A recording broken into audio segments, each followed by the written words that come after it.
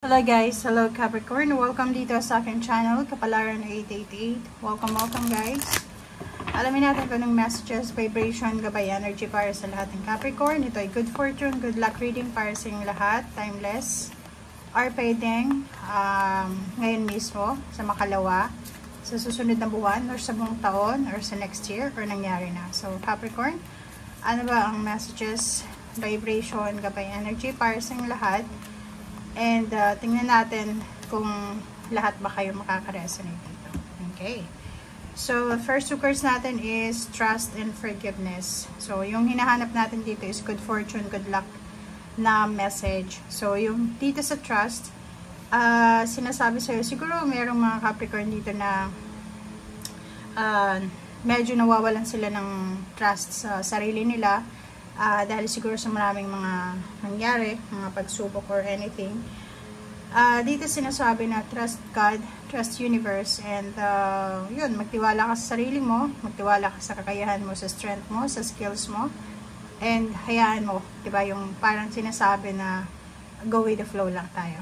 Okay, next card natin is forgiveness. Patawarin mo yung sarili mo kasi parang ang dami-dami mong mga disappointments and regrets sa buhay. So, parang nakikita natin dito na medyo ini-stress mo yung sarili dahil marami kang expectation na siguro hindi nangyari or marami kang ini-expect pero medyo natatagalan ka sa proseso.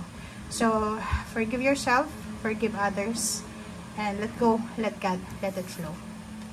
Okay, so yun yung first card natin dito. Capricorn. Good luck, good fortune, energy.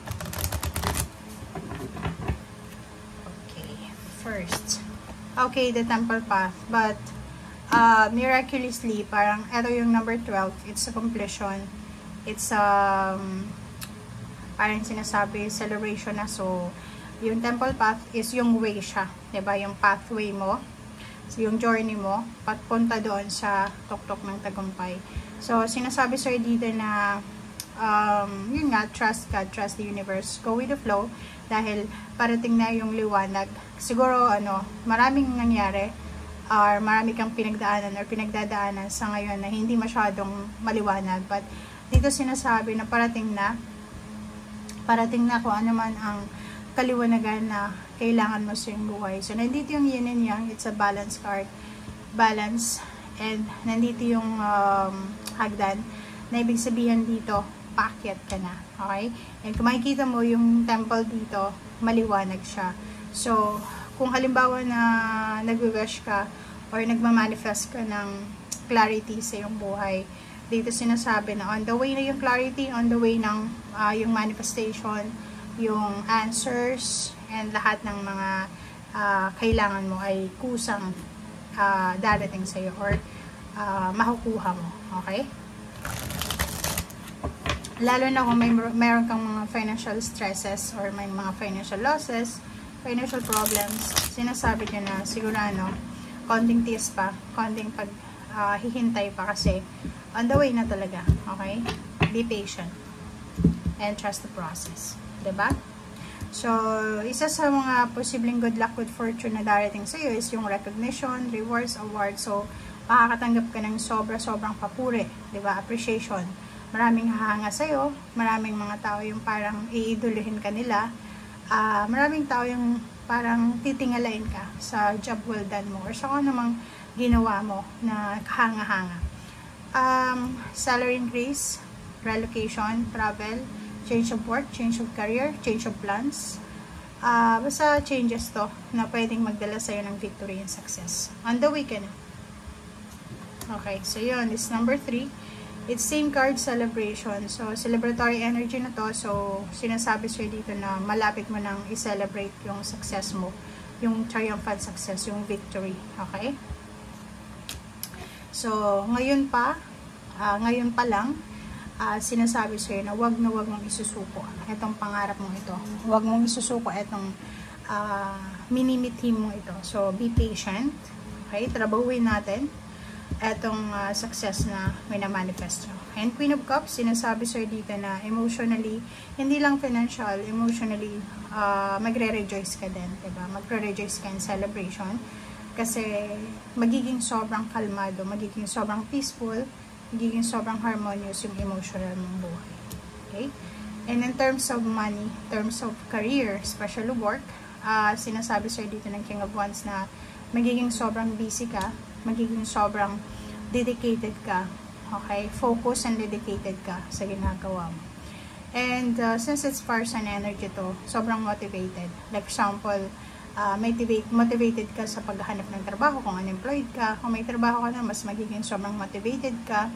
Bawal umabsent, bawal maging tamad, parang ganun. So, nakikita ko sir dito na ito talaga yung good luck and good fortune mo. Yung pagiging mabait mo, pagiging masipag, pagiging focus. Talaga yung kung ano yung gusto mo, makukuha mo. Okay? Sa usaping relationship, pwedeng may kakasal, mayroong magsa-celebrate ng wedding anniversaries, mayroong mga partnership, collaboration, business, or kahit anong klase ng collaboration and attachment. Okay? Mayroon dito, pwedeng mag-asawa sila dati. Yung parang kinasal, or pwedeng live-in partner. Siguro hindi naging maganda, naging maayos yung takbo ng kanilang relationship. And then, pwedeng magkita ulit sila, pwedeng magkabalikan, pwedeng mag-heal yung pain and heartaches, yung losses nila. And then yun, going back sa relationship or going back sa dati. Okay? If you're waiting, like for example, naghihintay ka ng promotion, nag-wait ka ng parang kung OFW ka, nag-wait ka ng kung kailan ka babalik sa iyong bansa, kung kailan ka mapopromote, kung kailan ka ililipat, kung ano yung hinihintay mo na to. It's either 3 years ka nang naghihintay, nakikita ko sa'yo dito na ipupurso mo talaga to. So, didepensahan mo, gagawin mong lahat, matupad lang kung ano yung pangarap mo. Gagawin mong lahat kung ano talaga etong minimithi mo. Okay?